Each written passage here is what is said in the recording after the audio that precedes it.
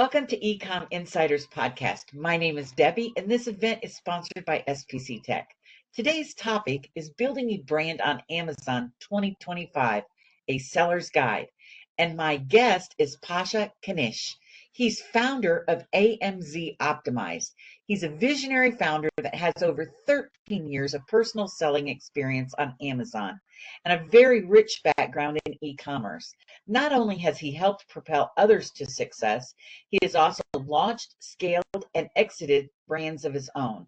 Today, Pasha's agency manages 8 figures revenue annually. Beyond his agency work, Pasha hosts a podcast that features industry experts from diverse marketing and e-com backgrounds. He offers a wealth of strategic guidance and direction for Amazon sellers looking to thrive in the competitive marketplace. I'm really happy to have him on today as a trusted authority in the world of Amazon and e-commerce. Hey, Pasha. Hey Debbie, thank you for that intro. I really appreciate it, and I'm very excited to speak here too. You were one of my first guests on my podcast, and I really appreciate the opportunity to just come on here and just chat about Amazon. Yeah, interesting story. Pasha and I met a couple years ago, and at the time, you were actually one of the first people I ever talked to from within an agency, from agency to agency. And at the time, we were both saying, we'd like to get started with a podcast and stuff like that. And lo and behold, here we are now, a couple of years later, both of us with our own podcast. Pasha, your podcast takes place mostly on LinkedIn, is that correct?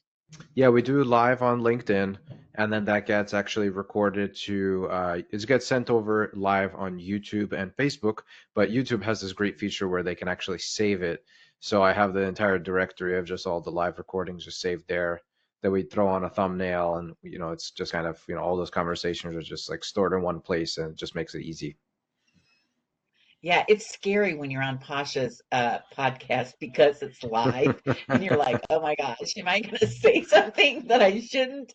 But Yeah, it you was know, fun. it's always great. It kind of I like the live aspect because maybe it adds a little bit of pressure, but for the most part, it just like it creates like a authentic feel. I mean, every Yeah. like recordings are pretty authentic too. There's minimal editing with these types of conversations, I believe, but um, it's just fun, to just like have a convo, let it be like raw, and most of the people they watch it anyway after.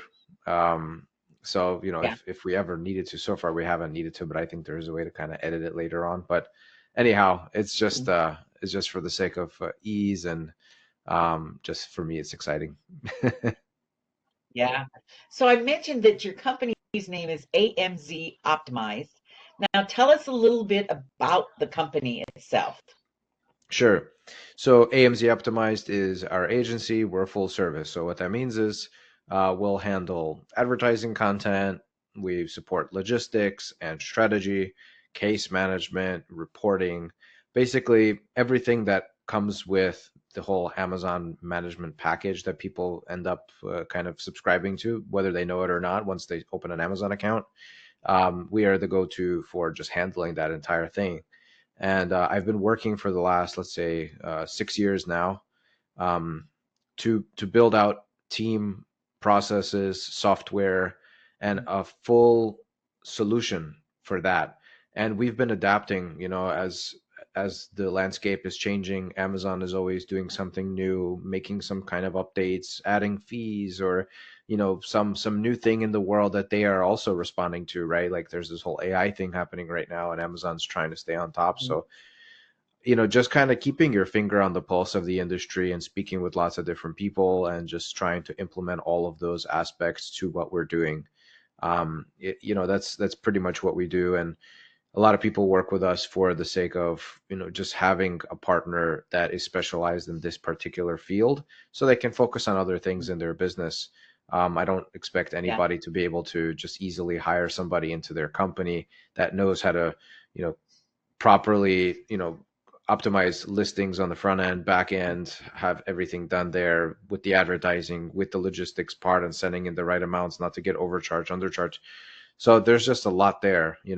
Some teams are able to build internal, like in-house solutions, but I feel like for most like six-figure or even launch, we work with launch brands, but I feel like for the 5, 6 figure seller, low 7 figure, we're probably like an ideal solution, and just in terms of being more cost efficient and just being more work efficient. Yeah, so I've never asked before, but is Amazon the only marketplace that you guys do? That's correct. Yep. Okay. All right. Well, that's good. So he's an Amazon specialist. Tell me a little bit about what actually sparked your passion for building brands on Amazon. So that story goes back to 2011 when I became an Amazon seller. So prior to having the agency, I still sell. And in those days, it was a different world. There was not any PPC. There was PPC, but Google PPC, and it was basic. And you just, Yeah. throw some Google ads onto your, send traffic to your listing from wherever your keyword search is, and you see the numbers go up with sales, and you just know it's working. There's no attribution. And so those are the days that I come from, and those were kind of early on, and pretty much was the basis of my career. So in the last semester of my college years, I decided that I'm not going to finish, and I'm a dropout. I pursued Amazon and worked on the business that I already had, and it was already very close to 7 figures at that time. So I figured, I kind of saw it coming, where I'm like, all right, do I finish this degree and then potentially stay and study more and then try to find a job somewhere, or do I just do this Amazon thing? It's right in front of me. It's sort of new, but it feels like it's working. So I followed it, and I'm really glad that I did, to be honest with you. I think so too. You mentioned there's been so many changes, especially from 2011 to now. But if you could give one piece of advice to someone who's new to Amazon, what do you think that would be? Be really sure about what you're about to sell. I would say that it all starts with the product, and that's actually the part that we don't control. I mean, we can give our advice and we can give our feedback, and that's typically the process we go through with like newer clients who are just starting out. But you can have Yeah, your content dialed in, you can have your advertising perfect. Like you can have us, one of the best teams in the world for Amazon, and we might not be able to make it for you. And it's not because of what we did, it's because the product wasn't right. There's not a good fit in the marketplace. The price doesn't work. There's not enough demand for your niche, or you can't find your spot.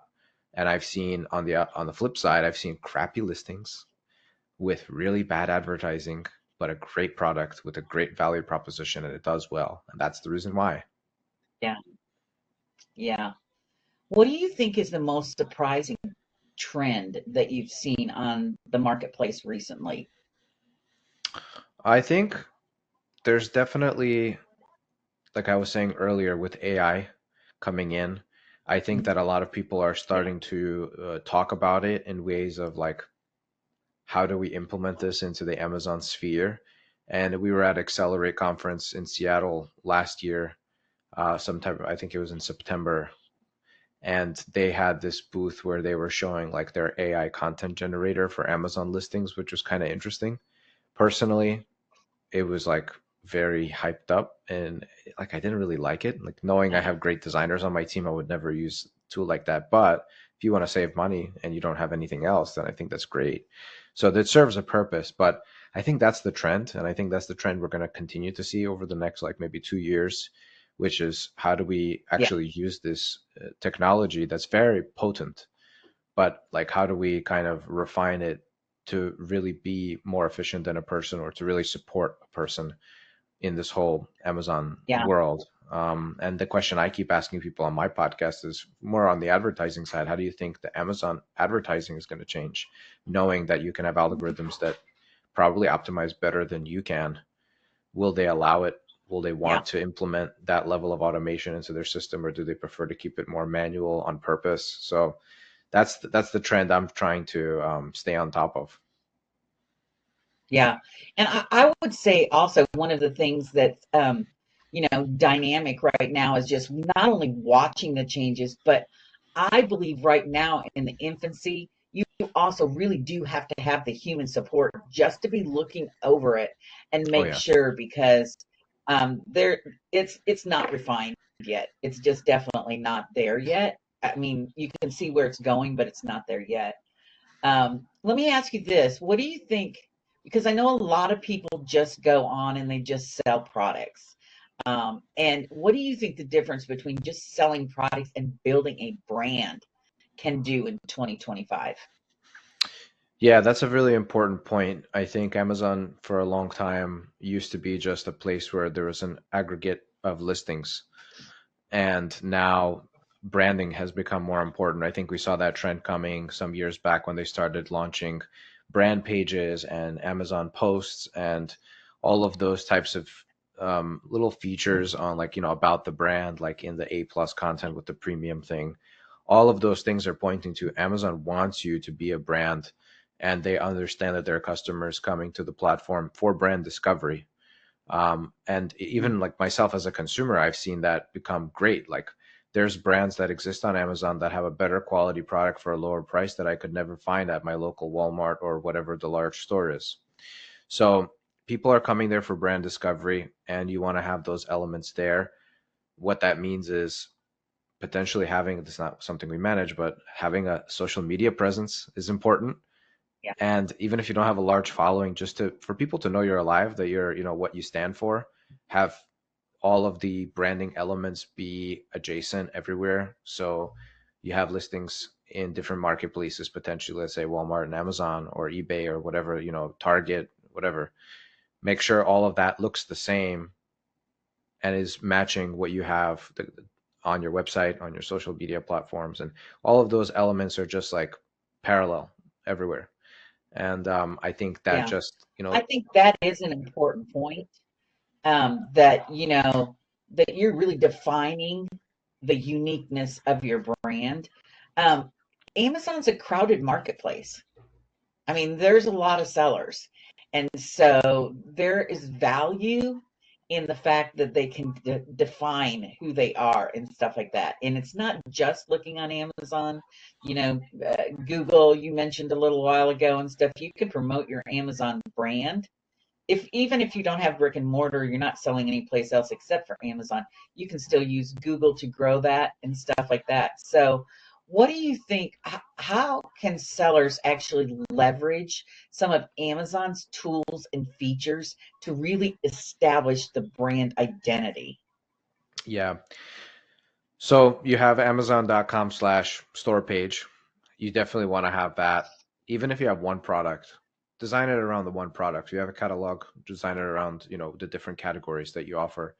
But having that and driving certain advertising types to it, banner ads, for example, those will send to your page. And that's something that, the banner ads, they have three placements. And so people get different products. They have a little, your logo, maybe a little slogan, and then they want to learn more. So they go into your brand story, your brand page, and then they learn more about that. And then they click into the listings that they might be interested in. And you put your flagship listings usually somewhere highlighted. That's one thing. And then the other thing is, of course, premium A+. Most sellers, if you have, I think it's a requirement of like, what, 8 SKUs, 10 SKUs, something like that. They have some kind of minimum. If you have A+ on those listings, you have some selling history. Usually, you're eligible for premium A+. You should definitely do that by having a brand story. And so just all the details that you can fill out on Amazon, you have to fill it out. And furthermore, I will say that you have to fill out the back end information of your listing as well. And that's something that a lot of sellers actually miss, is all of those other attributes in the Yes. browser guide, those values. You need to do that. Otherwise, the bot is not going to know how to categorize you. And as we start seeing more intent-based search because of their new Rufus tool and other types of changes they're making internally to their algorithm and to their search engine, you need to have those back-end attributes filled out as much as possible, as well as the front end and just all of the things that Amazon gives you. Amazon posts, I'm sort of on the fence of how important that is. If you have somebody that's on your social media team posting to different channels, why not post there too? But don't don't worry about it as much. I don't think it brings like Yeah. some residual, yeah. Yeah. Yeah. And I think it's important, like you said, to think about the fact that, you know, um, people are more brand centric. People are starting to look for and they recognize the importance of a brand and stuff like that. when you talk about A plus content, I think it's important that people should understand that in order to qualify for A plus, you do have to have your brand enrolled with Amazon. And tell us about how important Brand Registry is going to be and what other additional benefits they might offer by having a brand registered. I mean, I would say it's so important that we probably wouldn't work with a brand that doesn't have brand registry. Like it's literally that important for us because it is Yeah. the difference between you being a real competitor in the marketplace or just being somebody that has a listing. And the reason I say that is because there's certain elements of advertising that are restricted unless you have the brand registry. There's certain you can't have A plus content. You can't have Vine program. So how are you going to launch without having reviews, without having good advertising, and without having a fully listed detail page and a brand store? So I mean, it's like, Yeah. yeah, it's the two things that I require if we're taking on a new partner is you have to have brand registry and you have to use FBA primarily. In some Yeah. cases, that's not as important. Like there's seller fulfilled Prime, so that kind of Yes. it's important to have the Prime badge, is what I'm saying. But if it's a super large, bulky item, it'll be FBM. But if you're just launching and you're only doing FBM and no FBA, and you have a product that is eligible for FBA, then you're not really utilizing Amazon's system. So that's also super important. Yeah. I just think that the people who are coming to Amazon for the first time don't even realize that all of this stuff is in that brand is important, that there's a registry, that there's a difference in the style of, an A plus content versus one that's not A plus. And so that's why I think sometimes these podcasts can be so important because we're actually educating people who might be thinking about getting into it at some time. How Mhm. do you see Amazon's advertising kind of evolving through 2025? Because we've talked about the bots and everything being out there. What do you see in the advertising? Yeah, I think that advertising is going to continue to change with the market, and what that means is, I mean, AI is getting involved everywhere. I think we will see Amazon implement that more. Um, but intent-based search is the thing that I think makes the most sense, and I think that most people agree. And, Yeah. and I'll give you an example. Like when you go and search something on Google, let's say I'm looking for a green shirt for my family member, right? And I'm spending a lot of time looking for green shirts with this like Spider-Man, whatever. I'm just making stuff up, right? But it's like it's saved there in your search, and then the next time you come back, it's you're starting to type something, and it's already giving you results that are relevant to the thing you were just searching and spending time on. So the system is learning your behavior and trying to predict ahead of time for your convenience. And on Amazon, what that translates to is showing you things that are more relevant to what you're actually searching for than just giving you a bunch of keyword results. Like we've evolved so Yeah. far from that. And I think with Rufus and being able to do like sponsor placement there, and with DSP and being able to do sponsor placements in other locations around the internet that Amazon's buying pieces of, I think it's all going to shift towards that. And so the question becomes, how do we prepare for that change in the dynamic from Amazon, but also just like in the consumer behavior to expect that type of result? Like people are buying faster because they're getting things that they want, which is sending Amazon the signal of this is working well. So they're testing it. Maybe first year they did like 10% of results are working on that type of protocol, and now they're going to expand that further and further as more data comes in. So yeah, we just kind of have to prepare for that. And I think, like I said, the only thing that comes to my mind, and I'm still researching this because it's all very new and nobody really has the answer because it's still evolving. It's half cooked. Um, is make sure that as much information about your product in the back end, as much as possible, make sure that information is filled out because the system is actually pulling from that information, as well as Yeah. information from the reviews, as well as information from the front end of the listing. It's taking all of those details and it's probably tracking how people are interacting with your page, which is something that you can and cannot control. So all of those factors play a role, and they have all different weights, and that's actually what a friend of mine, Brian Johnson, you might know him in the industry. He has a company Yeah. called DeepM, and it's a great solution. And what they do is basically score the A9 algorithm by reverse engineering and doing lots of tests and data crunching, and they're able to actually see what elements of a listing and of advertising has the most weight and impact in relation to other competitors. And so they'll give you suggestions on what things you need to change that make the most impact to get organic rank.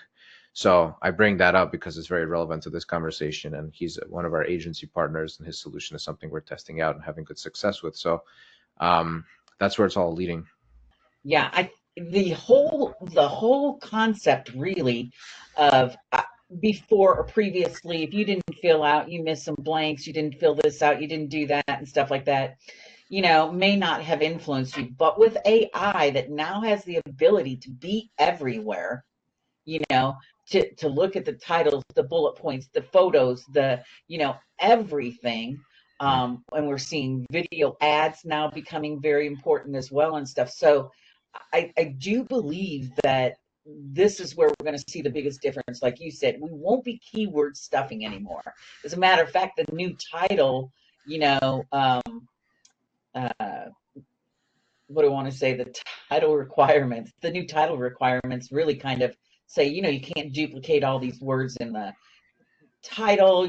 It's really trying to make it more experiential and less just about people just throwing everything in there. But you make some very good points about the back information.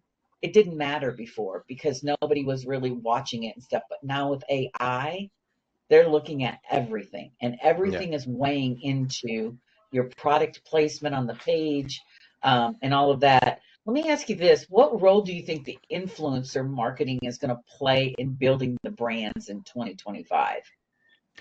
It's a good question. I mean, I probably might have an opinion that's contrary to the maybe many others. I kind of don't understand the influencer thing that well. Like, I don't understand how Mhm. at this point people haven't caught on. And so, like, authenticity is always at the heart of all of it. And influencers became micro influencers, which is better. But right now with TikTok Shop and everybody's so incentivized financially to just like shill or promote or just like get things out there, there there just needs to be, I think influencer marketing will always have a role because that's essentially what has always been, like, word of mouth has always been the way since the beginning of time anything has Yeah. ever been passed around. But I think as certain elements become less trustworthy or people catch on, there has to be new ways to get the word out. Mhm. And so maybe that's, I don't know, the TikTok has like live things. I mean, there's all this controversy about TikTok, of course, but like, Yeah. there's going to be some type of influencer marketing, and it's definitely always important for building a brand, but it has to be in a way that is truly authentic and legit. And how that's going to evolve in the influencer space, I think we shall see, but I don't see the traditional way of just like buying micro influencer slots. Like, I mean, it's just, I don't know, it's kind of overpriced, like some of these. Well, and not only that, but I do see this is another place where I think AI may take over some human jobs because AI really, as an influencer, if you're using them, we were just experimenting the other day with a new AI thing that came out that was voice, you know, and I played a portion of one of my podcasts and then I put a script in and it read my whole podcast in my voice. That's crazy. You know what I mean? It was the craziest thing. We were all just like, now we went back later and you could hear kind of the little bit of idiosyncrasies, but if you weren't really studying, you wouldn't have known that it wasn't me actually speaking. And I think that that's what we probably will see is that we'll see the AI influencer take over a lot of the marketplace because I do believe that some influencers are pricing themselves out of the market. Yeah. The profit margin that people have on product and stuff isn't what people think it is. You know, yeah, you can have a product that, does 10K in sales a week, but you might only be making, you know, a couple of $1,000 a week. People just don't get it that when you start putting in all the transportation, the storage, and all of the other things in addition to the product, that it's not, you really have to watch some of your costs. And that's where I think that we're going to see influencers that are, some of them will start to price themselves out of the market and people will look for alternatives. And I think, I mean, like I said, I was absolutely amazed.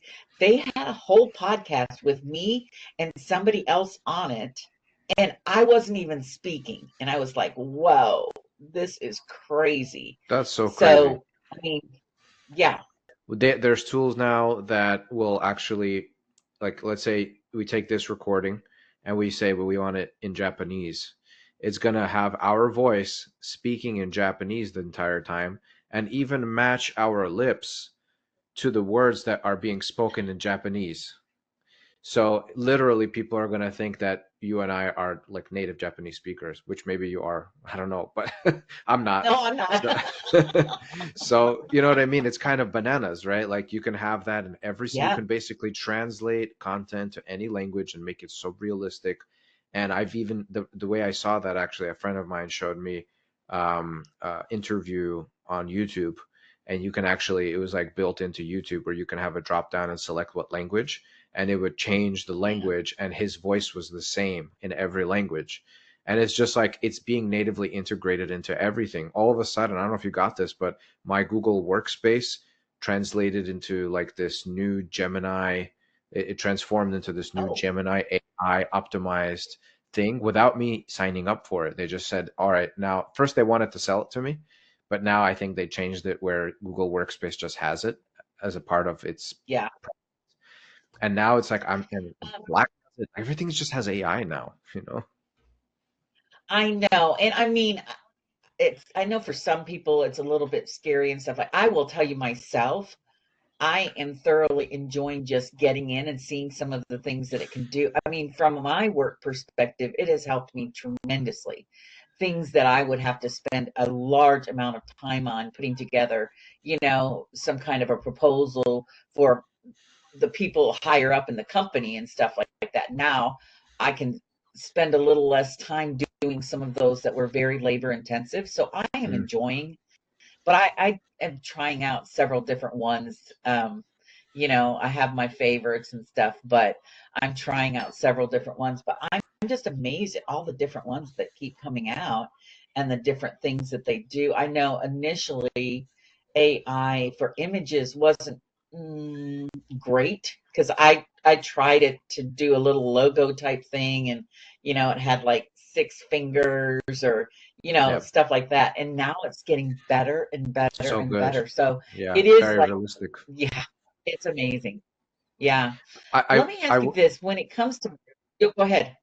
I was just gonna say, like, just to kind of sum up that last question, because there's so much AI out there, authenticity is going to be the most important thing on the internet. And we all just have to find ways to really make that feel that way. And I think that that's like why, like, aside from like this e-commerce thing, I think that's why memes are great and Hmm. why memes are so important. Internet culture that is based on true communication, true community, Yeah. any way that we can make it clear that somebody behind the Yeah. screen is a real person is going to become so important, because you'll never really know like who's sending you emails, No. who's doing what. Is this influencer video or even a real person with a real voice in a real life? There's Yeah. tools I out there think that it can is. make millions of videos a second, right? It's just computation, that's it. Yeah. I think that it is going to be more difficult even for us as consumers, not seeing us necessarily in an agency or a business or anything like that, but as consumers, it is going to be much more difficult for us to figure out whether what we're seeing is real because of the extent that some of these can go to and stuff like that. And so I do think that, you know, we'll eventually figure it all out. It's because it's all hitting us at once right now that we're just like, oh my goodness. I mean, because we didn't know what AI could do until people started making the applications and stuff like that. And now we're starting to see some of it can be used for good, but some of it can be used for scams. Some of Mm, it can be used to promote things that aren't real. And so I do think that we'll get better at it. We'll get better at deciphering what's real and what's not real. But for right now, it's definitely a concern that I have about some things that I see sometimes. That's why I like to check like more than one source hmm because you don't know. hmm Right. Um, what I want to talk a little bit about some of the analytics that you're using and stuff like that to optimize marketing campaigns on Amazon. What do you think? What do you believe that some of the best analytics and marketing campaigns are for people to pay attention to? Well, you're talking about software or KPIs. Um, yeah, I'm talking about KPIs, talking about just, what do you look at in order to make sure that a marketing campaign is going to be successful? Yeah. What are you paying attention to? I think it really depends on the goal of the client. That's where we start. So, in some cases, an entire account or certain SKUs within a catalog are with a profit goal or a revenue goal or a little bit of both. So, we want to understand what is that. And in most cases, the way we measure is I think that the best metric we could use with advertising being considered is the tacos. And I'm not Mhm. talking about steak taco. I'm talking about the total ad cost over sale. So basically, that's the correlation of your advertising spend and your organic sales and how they work together. So people who are starting out in the Amazon space have to understand that spending money on ads helps your organic ranking, which gives you organic sales. And that correlation is important because you want to measure how much of your spend is actually being allocated to that. We call it like kind of like a booster part, right? Like if you shut off the booster, your organic goes down too. So you're not making paid sales and you start dropping in rank on the organic side too. So it's important to have it on, but you don't want it to eat everything. Now, when somebody's starting out and their goal is revenue, and starting out could be zero or it could be a seven-figure account that just wants to turn it into a 5 million instead of 1 million. They want revenue. They Yeah, want growth, and they're willing and they understand that it's going to take some profit margin.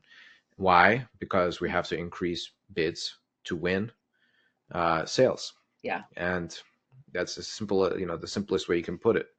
So some people they want profit. And what that means is, all right, what is the level that we can advertise to where we're still in a good profit? We're maybe not winning every first place uh, you know, position and for every keyword or for every target, but let's say we're getting third and it's enough to make a certain yeah, amount of sales. So we measure the levels to the point where we're comfortable. We set the tacos number or usually it's like a threshold, and we'll say, all right, we're going after 12%.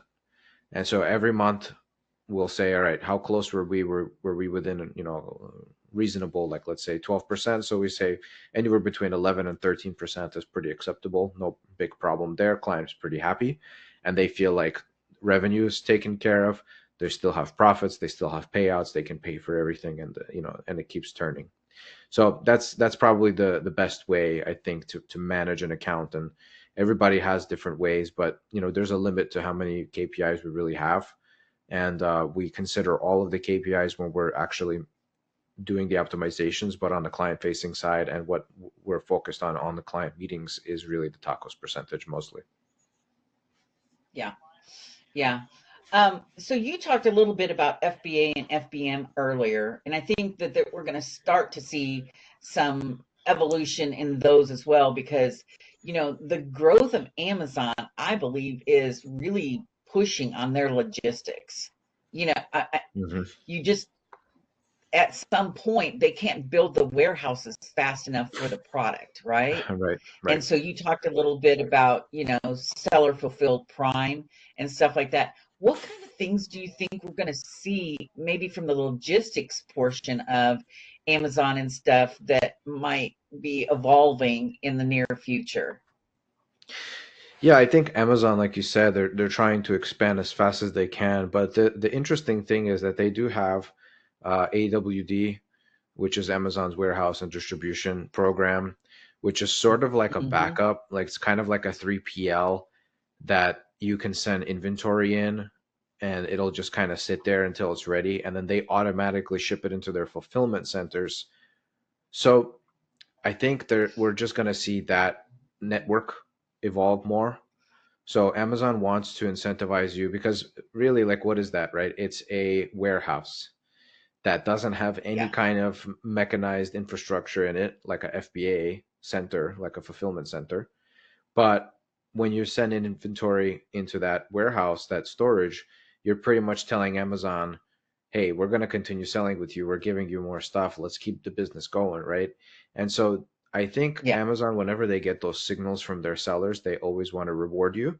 And they also want to get inventory out the door. So that might affect your rank, how much inventory you have sitting in their storages and whatnot, right? Um, yeah. but I think that's kind of what their plan is. They're just going to continue to expand their infrastructure in whatever way they can.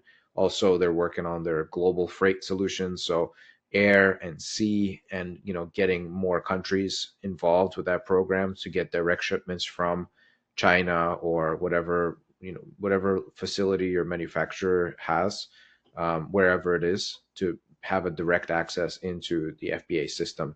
So instead of like, all this complicated logistics of sending it over and then finding a 3PL to store it and do all of the labeling and then Mm. sending it to Amazon, that's traditionally the way it's been done. Now you can just put it on a plane and it's like Amazon's plane, you know? Yeah, yeah, Yeah. exactly. Um, I'm going to kind of switch gears here a little bit because I want to talk about some of the long-term implications. Amazon is growing private label business for other brands. Do you believe that that will have a long-term implication for other people who are starting brands? You're talking about like Amazon Basics. Yeah, not just basics, but also what Amazon is doing through Vendor Central. I see. Where they're actually helping grow some of the private label business and stuff. And I wonder, do you think, I mean, there's always this, it's kind of like when you watch a sporting event, you wonder whether or not the referees are a little bit more inclined towards one I team see. or another. It's kind of, Amazon is kind of the same way with some of this because, you know, Amazon helps to promote private labels that maybe isn't their Amazon basics, but they're growing other brands. And then you come in and you're selling a competitor. I mean, can Amazon remain neutral? Is there a long-term implication for Amazon there? I think that's a great question, and it's a very complicated and dynamic question. So I'll try to answer as much as I can on this one. Um, Okay. whenever Amazon starts to take over other aspects, it adds more complexity and bias to it.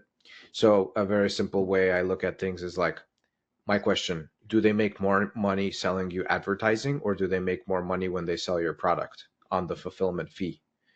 So they take 15% of your sale, but they also have sold you a tremendous amount of advertising to make that sale happen. So will they continue to just like take your money and show your listing wherever? Like, how incentivized are they to actually make the sale compared to just take a bunch of ad dollars? So that's one conflict of interest Yeah. that I deal with a lot. And I think it goes the same way with what you're asking is, do they play favorites? Absolutely. How are the favorites decided? By the people who work inside the company, because they have paid people who have like really high salaries, like 300 400K a year they earn, and their sole job is to work with the top sellers to make them more successful. So like in Mhm. stocks, like in most industries, the winners take most. So, as a new seller coming into this behemoth platform, you are definitely going against the odds.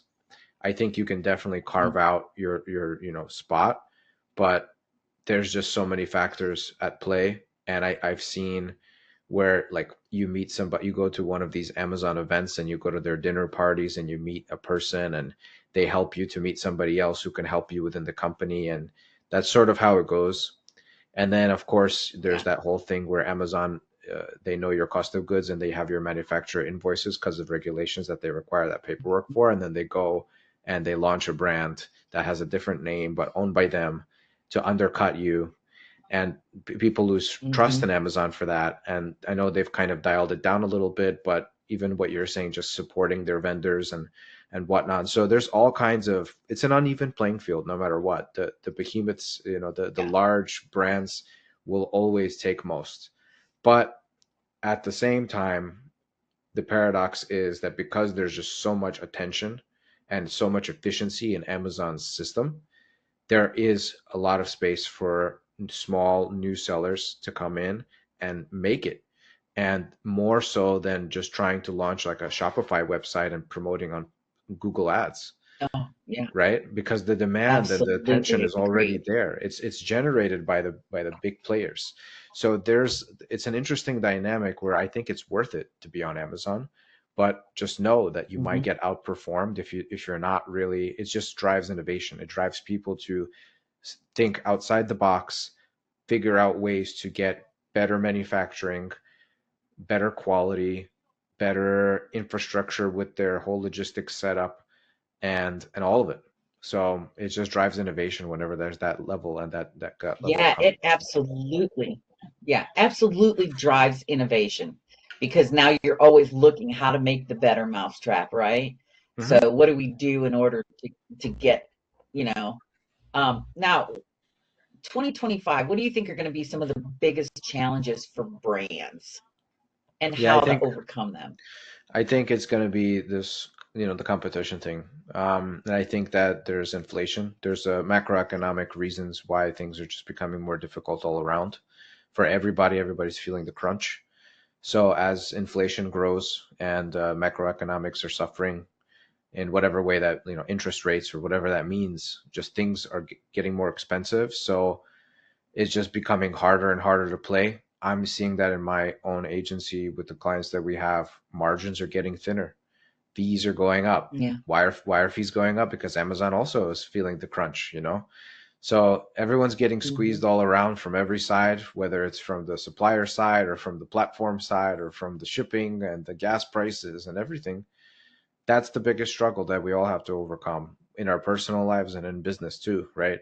Food is getting more expensive, Hmm. housing's getting Yeah. more expensive. It's more difficult to get a line of credit or to get a loan. So those are the things. But again, it's survival of the fittest. I always go back to that. So somehow, you just have to like know the game and play the game. That's it. Yeah.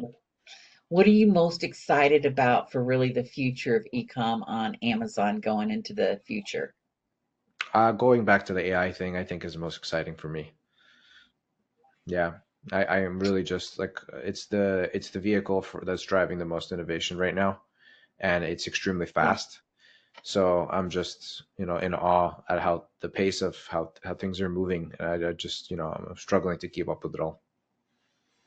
Yeah, Pasha, what's your website in case anybody wants to get in touch with you?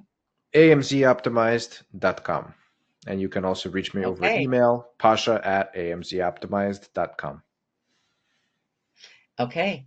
I want to thank everyone for joining us today. I think this has been a really insightful conversation. And again, I love the fact that Pasha and I kind of started going with all of this at the same time.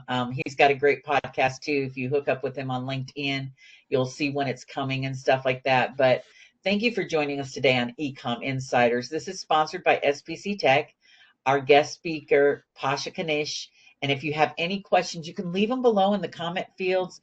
Gave you information on how to get in touch with Pasha directly. But if you enjoyed today's session, please subscribe to get future editions of the Ecom Insiders. Thank you.